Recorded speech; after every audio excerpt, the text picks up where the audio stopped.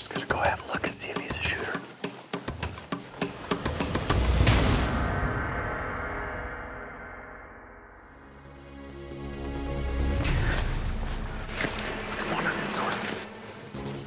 We got onto really a nice bull. He was all by himself. He's right there. We sneak up on him, and we get maybe 50 yards away.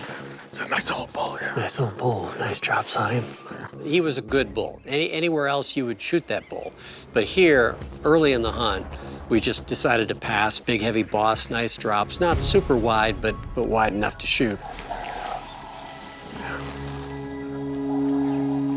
Switched on like from the beginning. He seemed like he was edgy. You know, he heard us. Yeah. He didn't see us, but he heard. Yeah. He heard us coming. He just acted twitchy from the very start. It was just so fun. I mean, anytime you get in close on a dangerous animal, and whether you pull the trigger or not, it's an amazing experience. Africa, big, wild, and untamed. Most of the continent's great megafauna can be found in Tanzania, the finest big game hunting grounds in all the world. This is the Africa of your dreams, and Harpreet Brar of Rungwa Safaris was our guide for this continuous visual feast. So here at Rungwa Game Safaris, we have 4 concessions that total about 1.2 million acres. So it's just a vast area that's been protected specifically for hunting. The terrain, the landscape, the quintessential East African sort of tented safari feel. It feels like the real deal, and it really is. It's a good area for duggables. They love hanging out down here. It's very secluded. It's kind of away from everything else. So we're just gonna go down and then work into the wind, take our time, sift through the cover and see if we can find an old bull bedded down in there.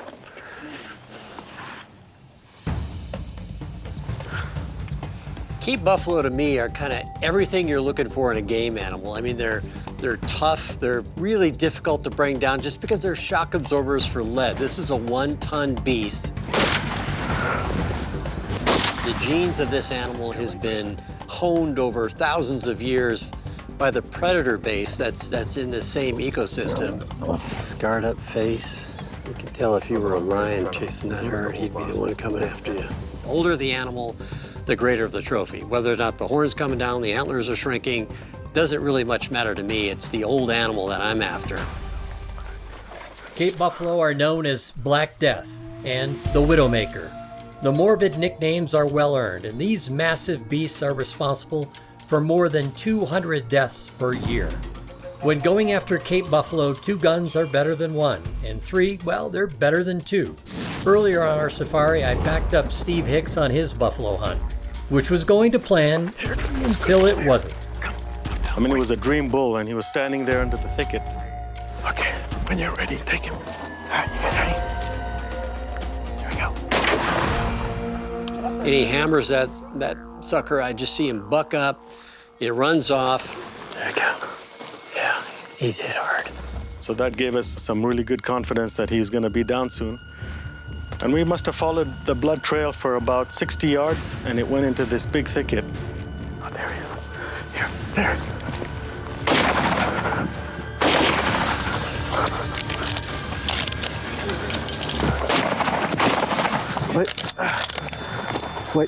Wait, he's down. That's amazing. What a tough critter. But that's what I'm telling you, these Maasai lion ones Yeah. are really tough. You know, I think the one I got's right at 40 inches. I mean, beautiful drops. Yeah. Yeah, they're big everywhere, but they're exceptionally big here. You know, it's a team sport for sure, and I was super excited with that buffalo.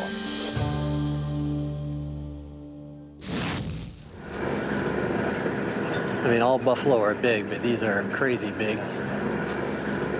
Crazy big and extra tough. You know, the nice thing about the buffalo hunting here is you don't have to take the first mature bull you see. There's lots of buffalo, lots of big, old, mature buffalo, heavy bosses. That is an old bull, isn't it? Yeah, all it is. Ghosted out in his face. Yeah. Gnarly, smooth boss. He doesn't have a care in the world, does he? He's looking right at us like, whatever. Can't you tell I'm past my prime? We're seeing some today. That's good. And this area here, you know, that's where you find most of the older bulls. You know, you don't get herds in here, which is nice.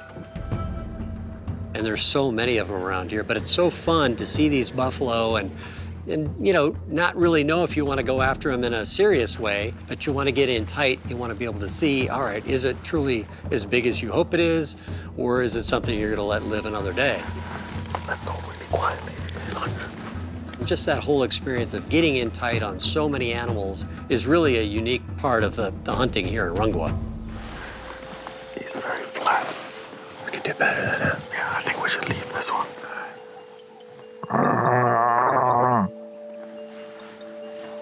It's a good buffalo calling, you guys. Yeah, let's go look for another one. We can do better than that.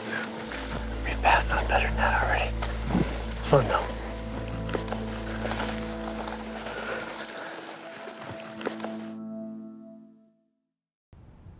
Although the beauty in Tanzania is undeniable, here danger comes in all shapes and sizes.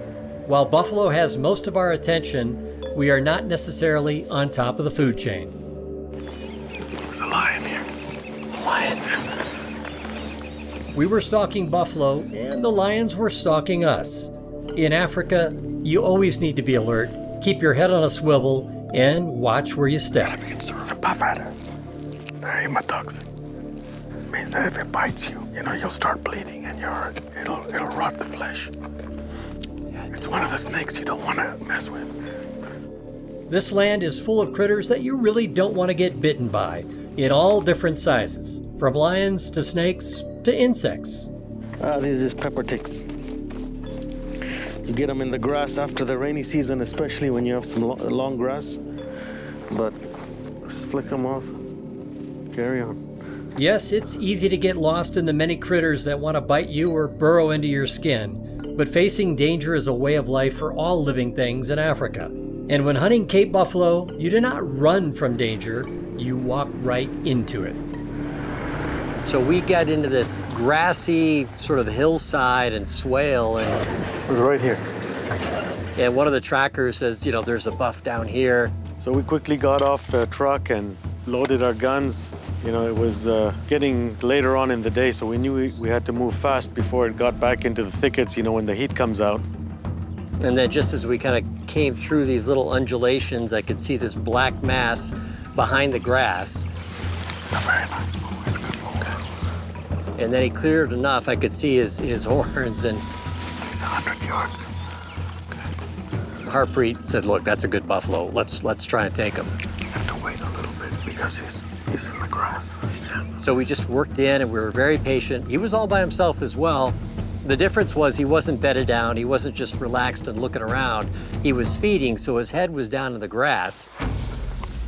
You know, every time the bull would feed, we'd move. When he'd put his head up, we'd freeze.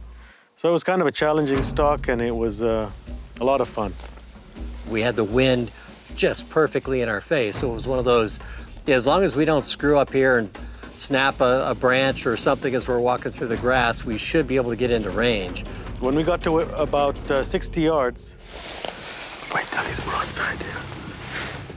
we put up the sticks and he wheeled around, he heard something, and not enough to spook him, but he turned broadside, looked at us.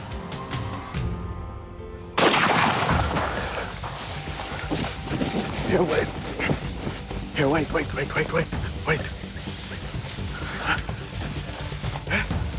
I just smacked him right behind the shoulder, and he bucked up, and You feel good about your shot? Oh, yeah. I mean, I knew the shot was good, but I didn't know if he was down for the count. These things are awfully tough. So we just kind of eased around, and just in case he was still had some life in him, but he didn't. well, congrats. Good job, Well done, man. That was an awesome stalk. Way to get in on him. Yeah, beautiful old bull, man.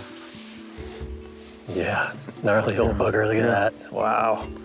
That's it. No dramatics, no theatrics, no. He's just dead. Yeah. Chris's bull was a great bull. You know, one of the things that I loved about him was how old he was. Yeah, God, that's an old bugger, all right. Pretty damn cool. Yeah, he's pretty wide, isn't he? Yeah. Oh, he's a nice bull. He is just a a magnificent old bull, just exactly what you want to take out of the herd. And again, that's why I like to hunt buffalo every time I come to Africa.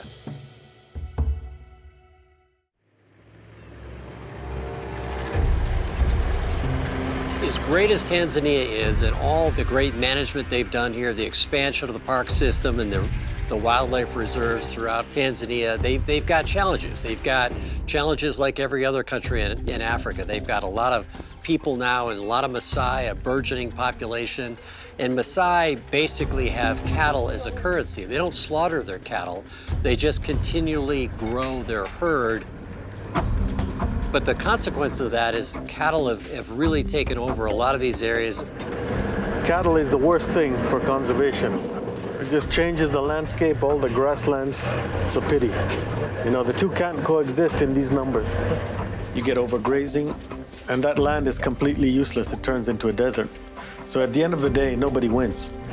Like in this block, a lot of the areas, I would say, are still salvageable. So if they did make it a game reserve, which I hope they will soon, it'll make a big difference. And the government here in Tanzania, thankfully, is also pro-conservation, and they're doing a lot to try to head that way. It's not going to be easy because this is a cultural thing with the Maasai, but the government's doing a delicate dance here because they know at the end of the day, the best resource they have here, the one that generates the most currency for this nation, is wildlife. And that's really the Tanzanian brand. Fantastic wildlife, wonderful parks, the ability to come in and travel fluidly through an amazing infrastructure of lodges and reserves. So they've got to pay careful attention to that and make sure they can get that done, because that really will determine the future of African wildlife, or at least Tanzanian wildlife. The World Economic Forum ranked Tanzania as the #1 destination in Africa for nature-based tourism due to its rich biodiversity and stunning wildlife. Tourism is big business in Tanzania, accounting for 17% of the nation's GDP and is the third largest source of employment. American hunters like Johnny Dillon provide a pragmatic reason for the nation to preserve healthy populations of wildlife. As the successful businessman enjoys an unforgettable baptism into the world of dangerous game hunting. This has been a dream of mine for a long time. I planned this trip about 18 months ago, and not a week has gone by in the last 18 months when I haven't dreamt about Africa. And it's hard to describe the emotion.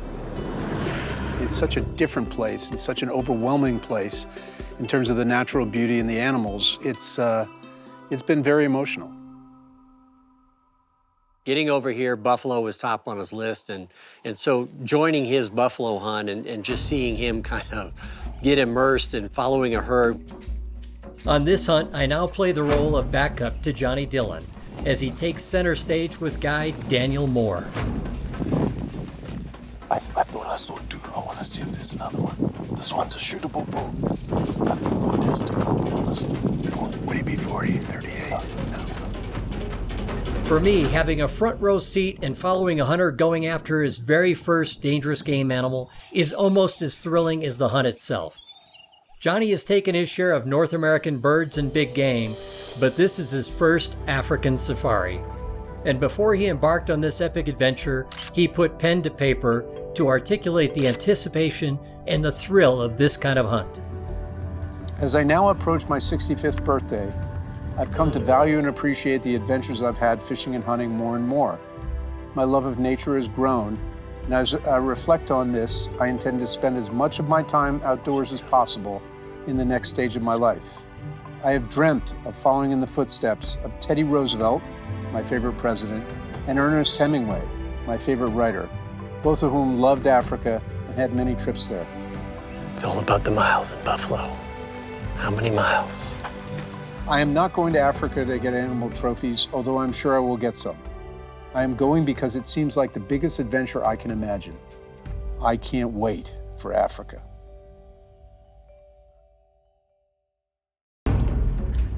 When hunting Cape Buffalo, the whole party needs to be on red alert. I am backing up hunter Johnny Dillon as he looks to take his very first Cape Buffalo bull. Well, it was an interesting hunt. We had looked for a long time. The day before we looked for a long time, and that morning we looked for a long time. And all of a sudden we saw a couple, and we thought it might have been just a couple. All right, we got a couple. bull's right up here. We're gonna make a stalk. The wind was, not perfect, and we looped around. Locked and loaded. Yep, of course. There's a bull. We actually thought it was just a couple of buffalo, and then suddenly as we get on ground and get closer, they multiplied. It was suddenly 50, 60 head. It's a bunch of them. There's a bulldog, maybe. And trying to get in on that many buffalo is always a challenge. I think the stalk itself was probably 20 minutes of, half the time bending over, sneaking up.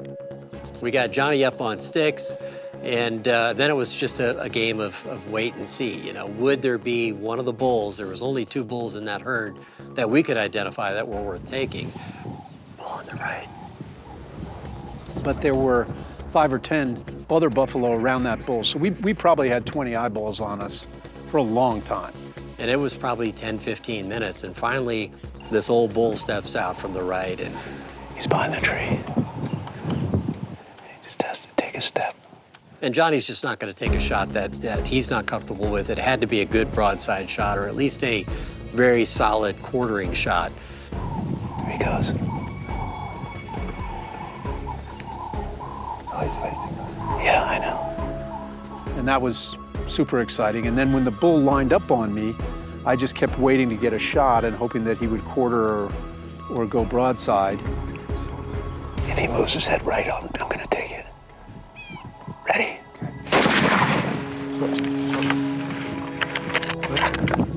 How about you got him? That was a good hit. Yeah? You hit him hard. Just hammered him. I mean, it was such a wallop, right on the point of the shoulder. He just bucked up, and Staggering after I hit him. Yeah, you hit him hard. we waited for the others to peel off. We thought maybe he was in that herd, because these buffalo in Tanzania tend not to die with one shot. I mean, they are just really tough. Look good. Yeah, the shot was good. That was a good reaction. Good, solid hit. Bucked up, perfect. It's a good hit. They're extra big, they're extra tough. And so anyway, we were surprised to find that buffalo at 40 yards, stone dead. And he just smacked him. Well done, man. Thank you. Good shooting, man. You smoked him. Nice bull, man. Old warrior. Another old warrior, man. Good job. Beautiful. Beautiful, beautiful. Okay. Congrats, man. That was a great stalk, Dan. Yeah, it sure That was. was a world-class great stalk. Getting him in that tight to that Felt like man, a half an hour. That was awesome. That was absolutely awesome. Good stuff. Jolly good. Not just good, jolly good. Very, very cool.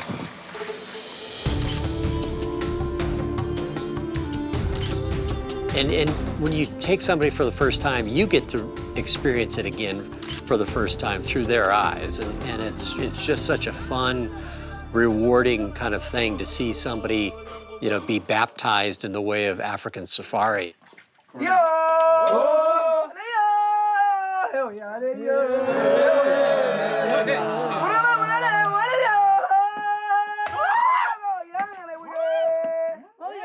It was just really fun to see him just absorb it all, and he really did.